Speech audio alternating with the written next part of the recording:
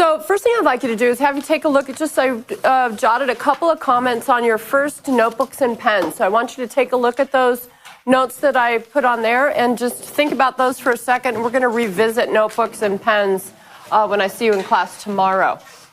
So just take a look for just a second or two at the comments that I wrote on your notebooks and pens.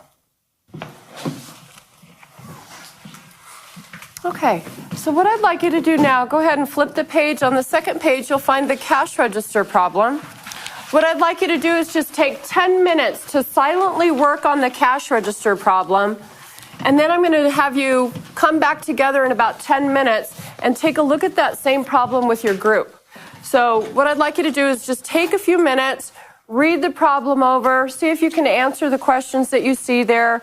And I know that eventually they're asking you to solve that system of equations that you see there in the cash register problem. So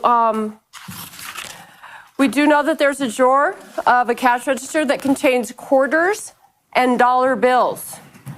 We've defined some variables as X is the number of quarters in the cash register, Y is the number of bills in the cash register, and they've given us two equations, 3X equals Y and 4X plus Y equals 70. So see what you can do with that cash register problem. I'm going to give you about 10 minutes to work individually on your own, see what you can get done on that problem, and then we'll come back together as a group and we're going to see what kind of a solution we can come up with there. If you have questions, I'll help you out.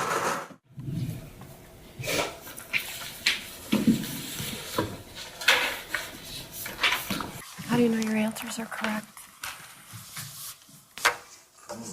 Just like read it.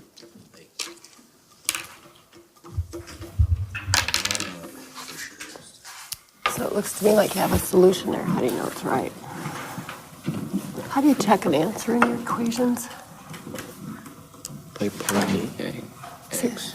Say it again. By plugging X for each value. Mm-hmm. So for so for a solution to a system to be a solution, it has to work in both equations. Is that correct? Yeah. So how can you make sure that that's the case? Find two pairs. So what you're doing, same thing. This is what I just told Katrina. I want you to explain to him what I just told you. So like, it's just saying that if you put any like X for any number, if you plug it in, and like what would the Y be? Like say the X was 5, then what would it be? Like 15, the Y would equals 15. You understand? So pick a value, and it doesn't matter. X is what we call the independent variable. We can make it anything we want to.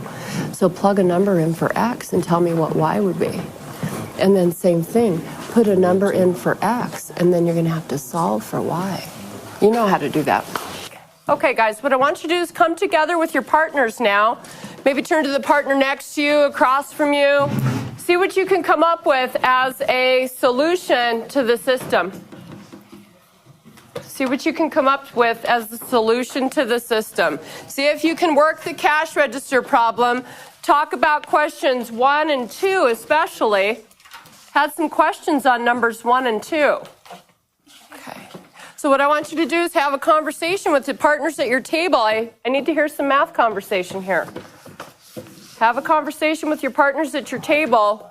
See what you can come up with as a solution here. If X is 10 and Y is 30, what does that mean in context of that problem?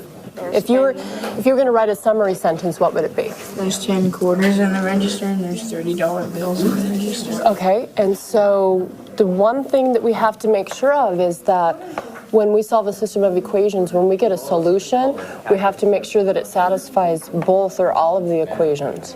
Is that true? Mm-hmm. Okay, did you check that part? Yeah.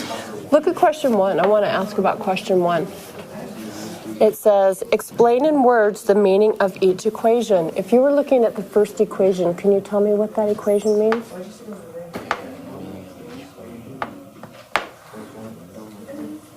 If I was going to translate that equation from math language to English language, what would it be? If you multiply X by 3, that equals Y. Okay, how are we doing here? If I was looking at that first equation, if I was looking at that very first equation, 3x equals y, what does that equation mean in context of this problem? X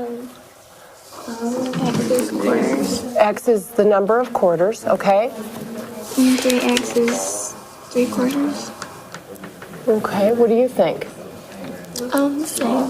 Same, what do you think? The same thing, because I wrote that too. What does 3x mean in that equation? What does 3 times x mean? Like the The number of quarters The number of quarters times... times the number of bills. What does this mean? I'm asking what 3x equals y. Because look at the first question. It says, explain in words the meaning of each equation. So if I'm looking at 3x equals y, what does that mean? the number of quarters times Equals, the number of dollars. say it again. The number of quarters equal times 3 equals the number of dollar bills. Okay, did you hear what she said? The number of quarters times 3 equals the number of dollars. Now look at that second equation. I want you to use that same idea because you're correct. You're right. So I want you to use that same idea and tell me what you think the second equation means. So I need you guys to talk about that for a second. Okay? Okay, guys, what I'm going to do now is on your desktop, I'm going to put a copy of the cash register problem. I want everybody's name on the paper in the group. Each group, give me one solution on one paper. Make sure everybody's name's on the paper. Okay? Make sure you agree on your solution. Okay? Because they've done a good job so far. I think the hardest part is describing, we're kind of going backwards. We've been taking contextual problems and writing equations for them, right? Like what we did in the homework last night. We've been taking the situation and writing equations. Now we're looking at the equations and trying to turn them into a situation.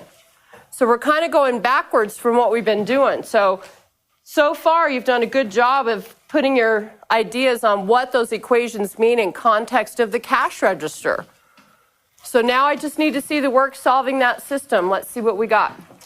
So each group, I want to see one paper with all questions answered in your solution. This is what we're working on. How are we doing on our group solution here? Okay, and so y equals 30. What does that mean, y equals 30?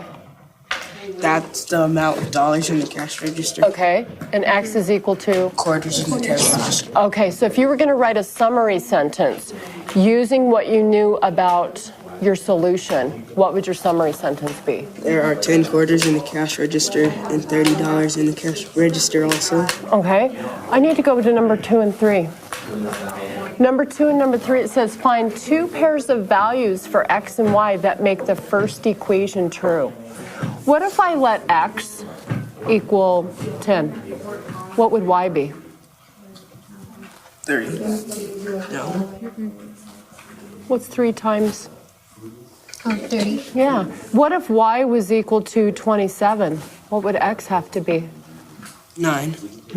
How did you solve that problem? 3 times 9 equals 27. Okay, so now I'm going to do the same thing here. What if x was equal to 10 here? What would y have to be?